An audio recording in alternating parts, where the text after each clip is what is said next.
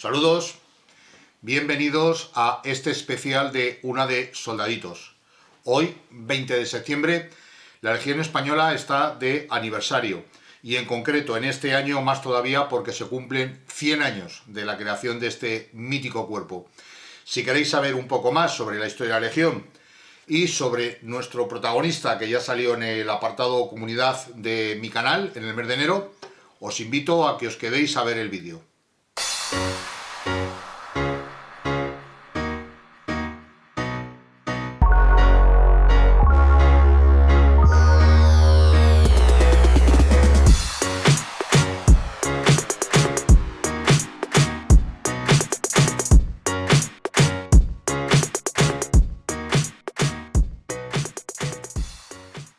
Hacer en un vídeo o contaros la historia de cualquier unidad militar sería muy difícil, pero en este caso que nos ocupa en el día de hoy es muchísimo más difícil todavía.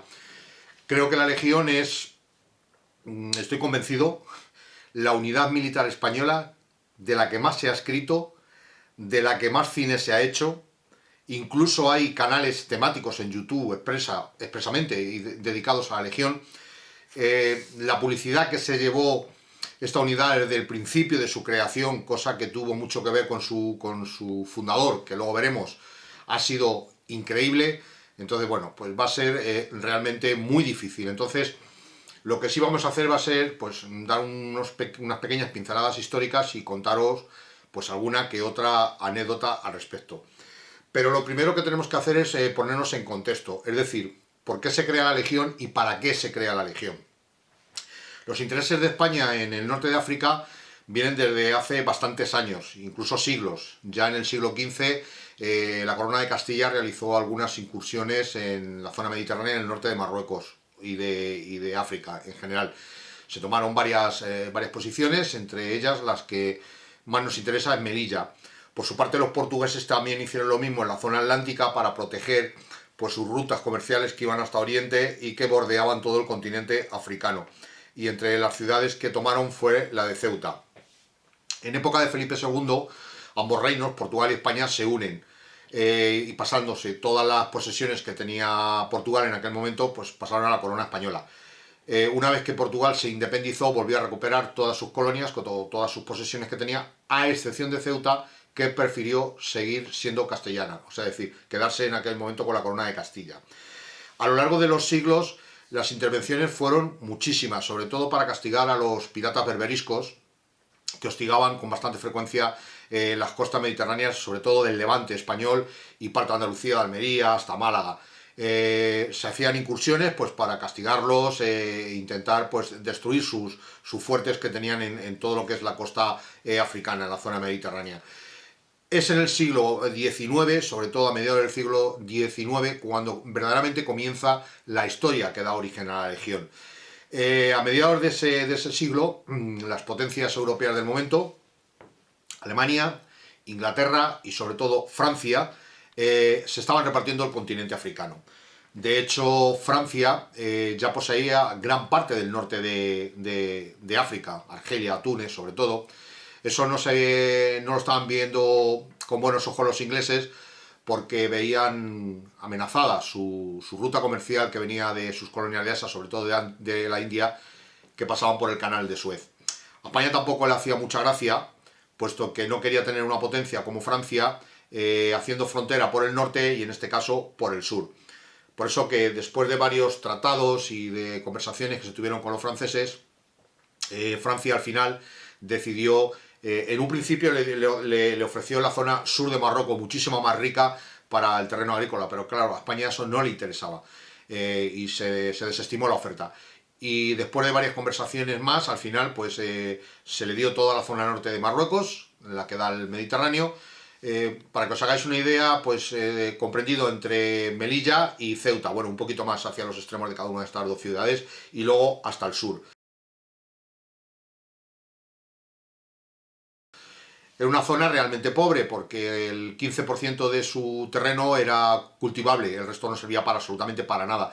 Pero sí que estratégicamente a España le interesaba, puesto que aparte de no tener a Francia como frontera por los dos sitios, por el norte y por el sur, tampoco dejaba opción a que los ingleses hicieran con esa franja de terreno y de esta manera controlaran todo lo que es el estrecho de Gibraltar, porque los ingleses se encontraban en Gibraltar y si ya encima tenían todo el norte de Marruecos, o no solamente Inglaterra, sino también Francia, pues España quedaba en bastante desventaja. Entonces se accedió a eso. Hubo, aunque el reino alauita sí que es cierto que era en aquellos momentos era bastante débil y accedieron a esa intervención por parte de las potencias, sí que es cierto que hubo bastantes escaramuzas, no algunas bastante importantes, de hecho en una de ellas creo que fue en la batalla de Borrás y en la de Tetuán, pues las tropas españolas tuvieron que vencer a las tropas marroquíes, de hecho se le puso una indemnización de guerra, incluso creo que lo comenté cuando hicimos en el capítulo de comunidad de mi canal, que salió un infante del regimiento inmemorial del rey número 1, que fue uno de los regimientos que se destacó en aquella batalla, que a su llegada a Madrid, bueno, pues fue vitoreado, acampó a las afueras de Madrid y precisamente lleva el nombre de esa batalla, la batalla de Tetuán, en el barrio de Tetuán en Madrid. Esto fue, bueno, pues dando bandazos de un lado para otro, hasta que realmente cuando empezamos el siglo XX fue cuando esos combates empiezan a recrudecer, cada vez eran más frecuentes, cada vez eran más violentos. El gobierno que estaba en aquel momento pues bastante hecho polvo, porque la situación política en España no era la mejor en aquel momento, se vio en la necesidad de mandar tropas. Cada vez tenía que mandar más tropas de la península para Marruecos. ¿Qué pasaba? Pues que el ejército estaba formado pues por soldados de reemplazo, es decir, el servicio militar era obligatorio. Y aunque sí que es cierto que a finales del siglo XIX se suprime la tasa con la cual algunos de ellos se libraban del servicio militar, o sea, pagaban para no ir al servicio militar, eso se abolió. Sí que es cierto que todavía se mantenía el poder pagar para evitarte ir a África. Con lo cual, pues la gente pudiente, aunque estaba obligada a hacer el servicio militar, pero digamos que lo hacían destinos mucho más cómodos en la península, mientras que las clases más humildes eran los que tenían que ir a luchar a la guerra. Eso unido a que estaban mal formados, mal preparados, mal vestidos, mal alimentados, con un pésimo armamento y con una casi nula moral de combate, hacía que, bueno, pues que los rifeños pues hicieran verdaderas masacres entre nuestros soldados y eso pues empezó a derivar en bastantes protestas por parte del pueblo español, sobre todo en Cataluña, donde la Semana Trágica fue uno de esos momentos. En aquel momento, a principios del siglo XX, y con lo que se estaba viendo, algunos militares españoles se pensaron en la necesidad de crear un cuerpo profesional, pues a imagen y semejanza de como lo tenían otros países, y sin ir más lejos, pues nuestros vecinos al norte, que era Francia, que contaba con la Legión extranjera. Uno de ellos fue José Villalba, que luego veremos más tarde, que también fue un partícipe, fue un firme defensor de esta situación. Al final, pues se va estudiando, se va estudiando, se va estudiando, y aparece en escena José Millán Astráin, que nace en La Coruña el 5 de julio de 1879, es hijo de un abogado, aunque su padre ejercía realmente como director de prisiones, y le inculca desde muy pequeño a José Millán Astráin, a Pepe para los amigos, como yo, tocayo, la necesidad de que los reclusos se les debería de reinsertar en la sociedad y que tuvieran una segunda oportunidad. Esta máxima que le enseñó su padre va a estar muy presente a lo largo de toda la historia de la Legión que quiso inculcar Millán Astráin, como luego veremos un poquito más adelante. Su padre quería que estudiara Derecho, pero él al final se decanta por la vida castrense. De hecho, ingresa el 30 de agosto de 1894, con apenas 15 años, en la Academia de Infantería de Toledo. Sigue un plan reducido de formación que había creado el gobierno, dada la necesidad que en ese momento había de oficiales para el ejército debido a las continuas revueltas que se estaban ocurriendo en las dos últimas colonias que nos quedaban, que era Cuba y Filipinas. Con apenas 17 años sale con el grado de teniente segundo, que es al día de hoy la equivalencia como un alférez, era el primer escalafón dentro del ejército. Creo que el primer destino que tuvo fue el regimiento Asturias, 31, y pronto pidió voluntario para Filipinas, donde se destacó en la batalla allí en Filipinas, y sobre todo donde empezó a conocer una filosofía que más tarde también implantaría dentro de la Legión, como veremos más adelante. Una vez que se acaba la guerra en Filipinas, se pierde Filipinas, se pierde Cuba, vuelve a la península y al poco tiempo, aunque bueno, se matricula en la Escuela de Estado Mayor, pero bueno, al final la deja para irse voluntario a África y luchar a África. Ya se está empezando a germinar un poco lo que es la Legión. Y ahora quiero que veáis esta fotografía que os voy a poner.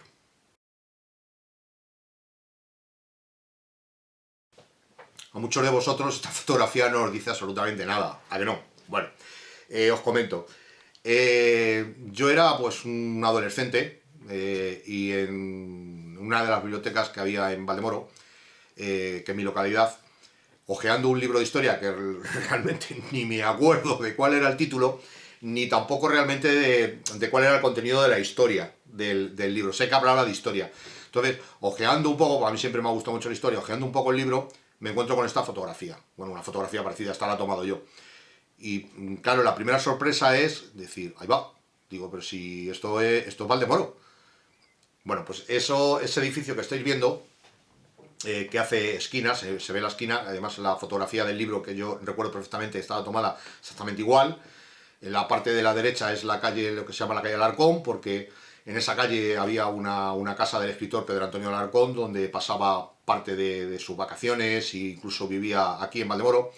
Y la otra calle, la de la izquierda, Nicasio Fraile, perdonar, que va a dar a la plaza del ayuntamiento. Bien, ese edificio de toda la vida de Dios en Valdemoro se ha conocido como La Bodega.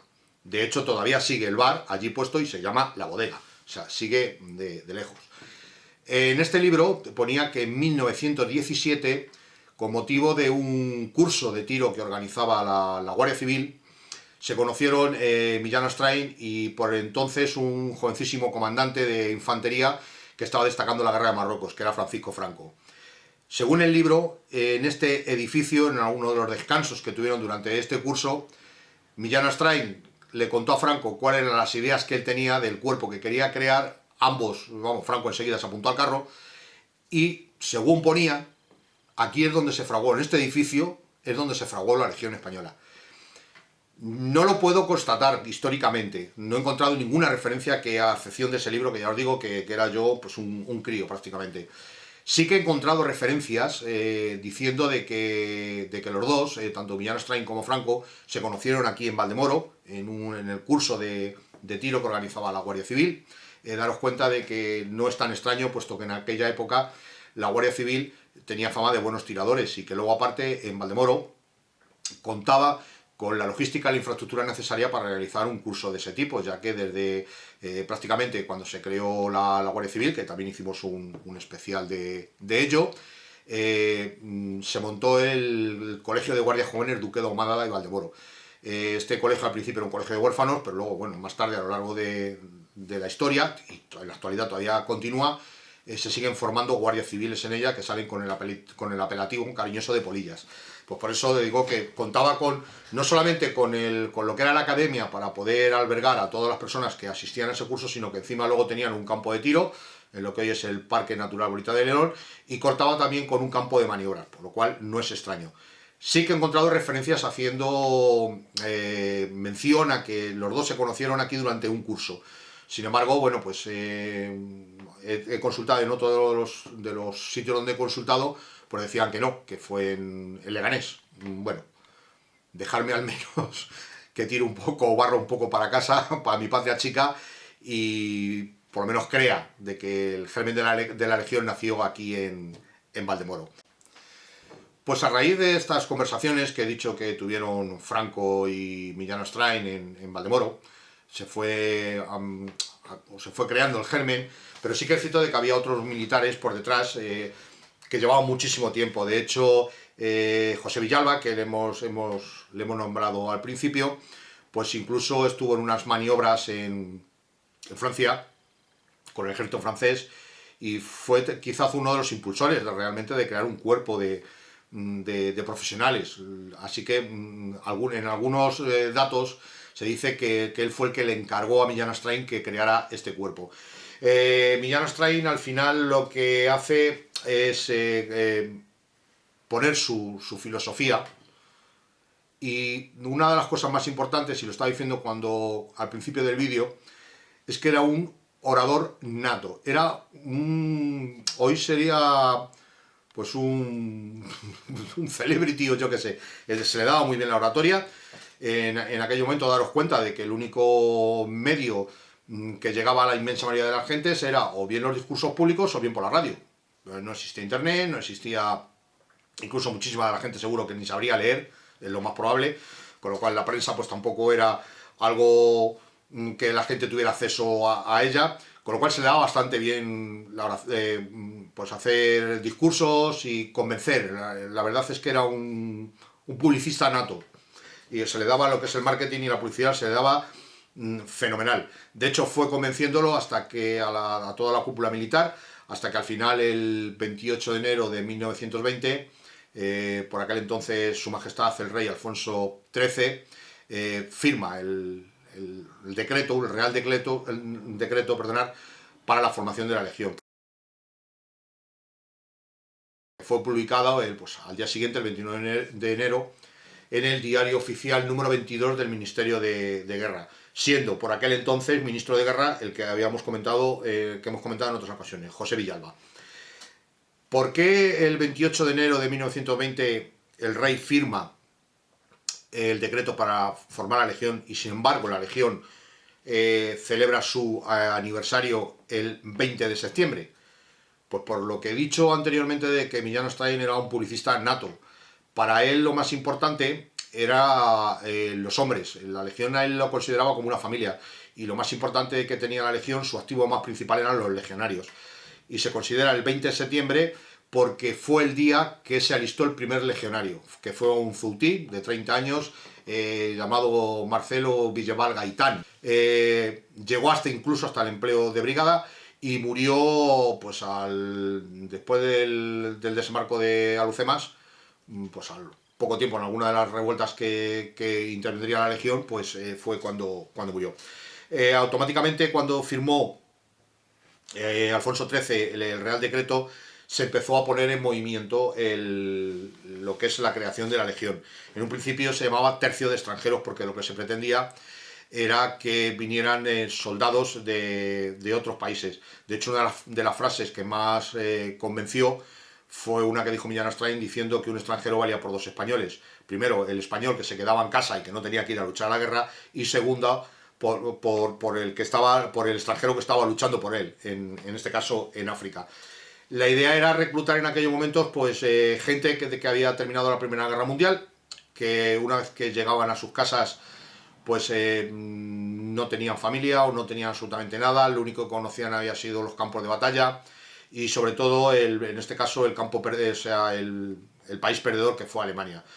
Desgraciadamente esto no pudo ser así, porque en los tratados de Versalles que hicieron cuando se terminó la Primera Guerra Mundial, Francia, uno de los puntos que puso es que ningún alemán se podía alistar en ningún ejército, a excepción del suyo. No eran tontos los franceses tampoco. De hecho, aunque el nombre primigenio de la Legión fue Tercio de Extranjeros, realmente como extranjeros como tal nunca llegó a superar el 20%, ni cuando más banderas tenía la Legión. Bandera era una especie de batallón. Pero bueno, lo que sí hizo fue también reclutar a todas las personas de cualquier condición que tuvieran. En aquel momento les pedía valentía. Bueno, era un poco ir a la aventura. De hecho, uno de los carteles, que os lo voy a poner ahora por aquí,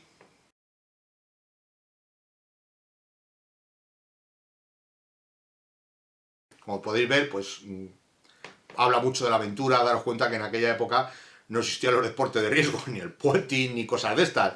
Y pues además se veía como algo romántico, y eso, el ir a la guerra, a luchar y todas estas cosas. Pero bueno, la verdad es que en el Tercio de Extranjeros, ya os digo que no funcionó como se pensaba, porque ya os digo que la media creo que estuvo en el 17%, nunca se llegó a superar el 20%.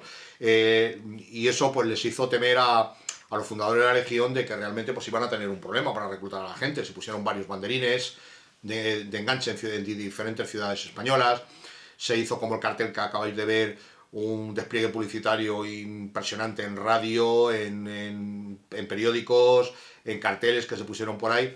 Y sí que es cierto de que al final pues la cosa funcionó, se alistó bastante gente. Entre otras cosas porque el sueldo no era tan malo. Un legionario, cuando firmaba el compromiso, que en un principio se firmaba por tres años, ganaba 4 pesetas con 10 céntimos al día, más 350 pesetas de prima por esos 3 años de enganche, de las cuales 150 las recibía al principio, cuando se alistaba, y las otras 150 cuando finalizaba su compromiso. Esto subía, esta prima, iba subiendo según los años que se iban accediendo. En un principio no parece, bueno, sobre todo aquellos que en el tema de pesetas ya las tenemos olvidadas por el euro, era un sueldo bastante importante. Daros cuenta de que un sueldo medio, por ejemplo, de un segundo teniente, lo que es un alférez, un recién salido, eran de 1.900 pesetas al año. O sea, que un legionario, la verdad es que tenían bastante dinero. Se les prometió buena vestimenta, buena alimentación, la posibilidad de poder ascender dentro de la escala legionaria y podían llegar hasta el grado de capitán. O sea, una serie de ventajas.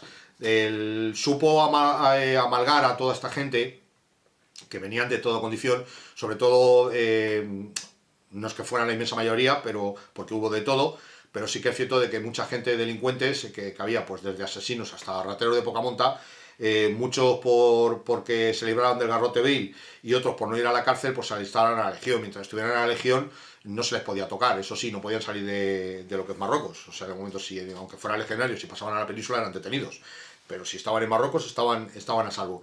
Pero también hubo gente de muchísima condición, vinieron aristócratas rusos una vez que el comunismo ganó en Rusia, pues todos los que apoyaron a los zares pues tuvieron que salir por patas de allí de Rusia, incluso pues nobles rusos alistaron en la Legión Española, artistas, aventureros de diferentes sitios, o sea, él los supo amalgar a todos como una gran familia. Lo primero que hizo a toda esta gente que entró fue llamarles caballeros. O sea, algo que solamente estaba destinado a gente de cierto nivel. Entonces, que una escoria humana, por decirlo de alguna manera, entrara y le dijeran el nombre de caballero, eso ya para él ya era como sentirse como una persona. Luego aparte, bueno, pues creo, como he dicho, cuando estuvo en Filipinas, Millán Astray, estuvo en contacto con el Bushido. El Bushido es la filosofía por la cual se regían los samuráis. Le impactó muchísimo, era un creyente a tope. Y de hecho de esta filosofía no solamente cogió lo que es la formación que se daba o la organización que se daba en la Legión Extranjera Francesa, él le puso los valores de los viejos tercios de Flandes y aparte en el Bushido que lo plasmó en lo que es el credo legionario. O sea, que esa es la filosofía que une a toda la legión, o sea, una gran familia. Cuando llegaron no tenían absolutamente nada. De hecho, la primera jura de bandera se les dijo, dice, habéis jurado sobre una bandera prestada, la vuestra la tenéis que ganar. O que los cánticos que tuvieran fueran, pues cantaban a Madelón y cosas por el estilo. O sea, Millán Astray lo que hizo fue incluso las canciones. De hecho, la primera canción que se hizo fue la de Tercios Heroicos, que se la encargó a un músico militar que era amigo suyo, que era Francisco Calés, y la letra la puso un poeta que era Antonio Soler. Ese fue el primer himno de la Legión, que luego más tarde pues ha sido la canción del Legionario. La música, la verdad es que, perdonadme, pero no me acuerdo quién la hizo.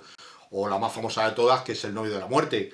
El novio de la muerte era un cuplé que escuchó Millán Astray en un teatro en Málaga, en aquellos momentos una cupletista que era la más famosa que estaba en España, le gustó tanto que la adoptó.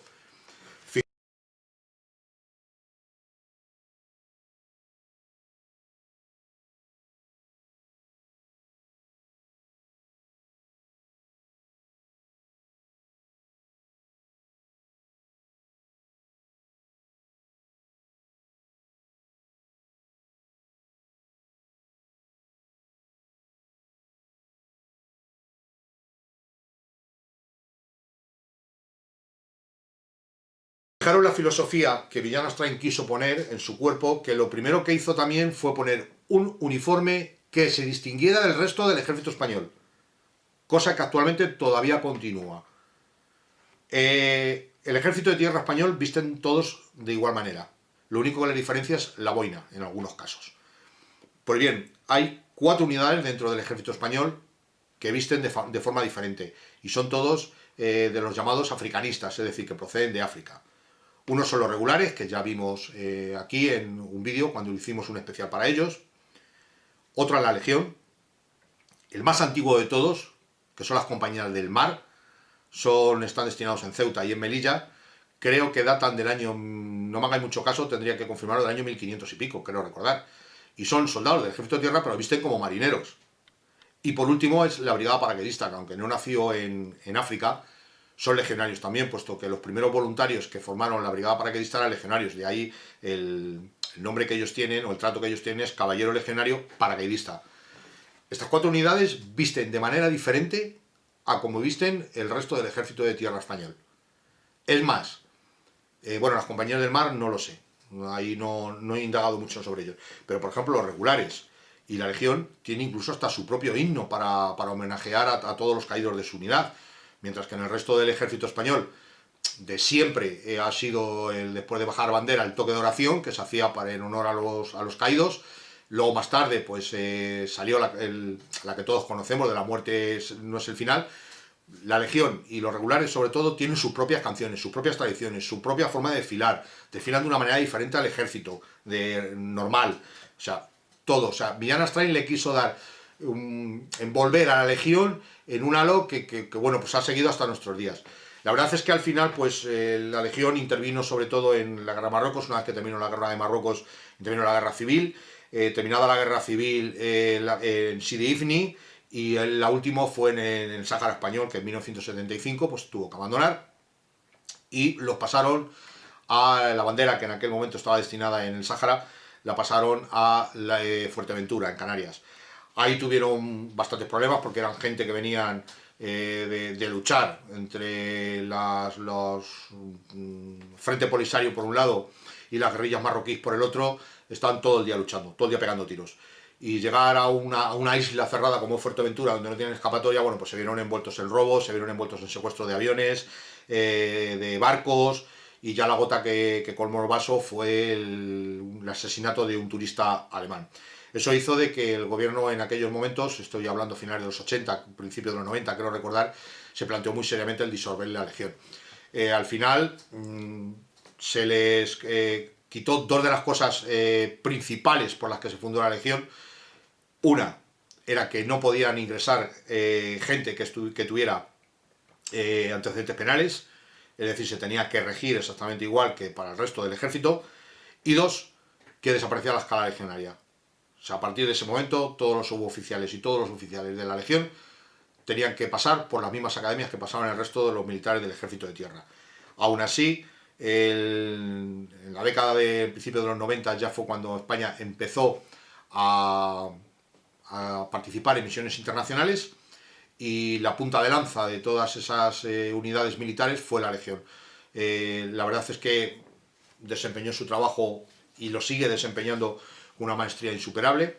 De hecho, hoy la Legión es un cuerpo moderno, aunque sigue llevando sus tradiciones, y como dato curioso deciros que pues, todo el armamento o cualquier cosa nueva que se va a implementar en el ejército de tierra pasa primero por la mano de la Legión para probarlo. Si se va, no sé, imaginaros de que se va a dotar al ejército de un nuevo fusil de asalto, pues para sustituir, no va a pasar, o al menos yo no tengo noticias, para sustituir a la checa. Bueno, pues la unidad o el militar que probaría el nuevo fusil antes de decir si vale o no vale y entregarlo al resto del ejército de tierra sería la Legión. Lo mismo ha pasado con raciones de combate, lo mismo pasa con vehículos o con, yo qué sé, miles de cosas. Pues ya vamos a ver a nuestro protagonista. Bueno, pues aquí tenemos a nuestro protagonista. Se trata de un legionario, un cabo legionario, del año 1923 en el reinado de Alfonso XIII. En un principio la legión se llamó Tercio de Extranjeros, posteriormente Tercio de Marruecos, el tercio, y al día de hoy la conocemos simplemente como la Legión. Crearon su cuartel general a poca distancia de Ceuta, en Tarrifien, donde los mismos legionarios hicieron su cuartel, que en aquel momento era modélico, o sea, contaba con instalaciones amplias, cómodas, contaba con gimnasio, cosa impensable en aquellos años. Y como hemos dicho en el vídeo, se le quiso dar un aire, o de alguna manera decir, ponerles un uniforme que los distinguiera del resto de unidades del ejército. Dicha vestimenta pues debería de ser pues, práctico, cómodo, vistoso, económico. Bueno, cualidades que a priori pues parecían casi imposibles o muy difíciles de compaginar. Pero al final pues digamos que en alguna manera se consiguió. Lo primero que tenemos, o que vamos a ver, es el gorro distintivo que lleva. Es un sombrero flexible de tela kaki, que en un principio estaba pensado para los cazadores, pero que luego posteriormente pues no se llegó a usar. Os recuerdo que los cazadores son, digamos de alguna manera, la infantería de hoy en día. Se le conoció con el nombre de chambergo, porque era como así se llamaba el sombrero que llevaban los antiguos tercios. Fue empezado a ampliarse primero por la Legión y luego posteriormente se hizo bastante popular entre todas las tropas del resto del ejército que estaban en Marruecos. En el frente que vemos aquí llevaba el emblema de la Legión. Deciros como dato curioso que otro de los gorros que llevaban era la teresiana, que era para oficiales, y el chapiri, que es quizás el gorro más distintivo de la Legión. Cuando vemos ese gorro todo el mundo identificamos a un legionario, lo mismo cuando vemos un tricornio pues identificamos a un guardia civil. Bueno, pues el chapiri se basaba en un antiguo gorro isabelino, que era un gorro que se utilizó sobre todo en el siglo XIX y que se llevaba en el cuartel. Como camisa, la camisa del tipo usado por los deportistas de la época, era de color verde claro, tenía amplios cuellos y llevaba el emblema, aquí no se ve, el emblema de la Legión. Los pantalones eran de tipo de montar, tipo de montar. Al principio se llevaban con vendas y luego posteriormente, bueno, pues se dispuso en el uniforme unas polainas que se abrochaban por los extremos. Como calzado, pues se le daba dos pares de zapatos, uno para uso diario y otro para combate, por decirlo, pero vamos, también lo más utilizado eran las alpargatas. El correaje que llevaba era un correaje Mills, que era el que llevaba el ejército inglés, el que utilizó en la Primera Guerra Mundial, que constaba del ceñidor, está por aquí, dos trinchas, la mochila, que se ve aquí, bolsa de costado, que estará por aquí debajo, la bolsa de costado. Perdonad, pero hoy la cámara no quiere enfocar bien. Bolsa de costado y cantimplora. El armamento, pues era el Mauser modelo 98, que era el reglamentario, en calibre 7,62, era el reglamentario del ejército en aquella época, y el cuchillo bayoneta para dicho fusil. Se completaba el uniforme, bueno, pues con una cazadora, que todos conocéis, donde los cuellos de las camisas, que eran bastante amplios, pues sobresalían por encima de la cazadora. Bueno, pues aquí tenemos a nuestro protagonista, a este cabo legionario del año 1923 en el reinado de Alfonso XIII. Bueno, pues no me queda nada más que despedirme. Deciros que este es el último soldadito que va a salir ya en el canal, puesto que era el último que tenía de reserva. Ya con esto ha terminado la serie de Una de Soldaditos y de los especiales que he ido haciendo. No descarto que en un futuro pueda hacer alguno más, pero vamos, de momento aquí este sería el último. Sirva como un pequeño homenaje a todos los hombres y mujeres que intervienen hoy en día en el cuerpo de la Legión, en especial a José Gallego, un saludo, tocayo, y no me queda nada más que despedirme de vosotros, hasta un próximo vídeo de Aire Libre. Un abrazo muy fuerte a todos y a todas. Hasta pronto.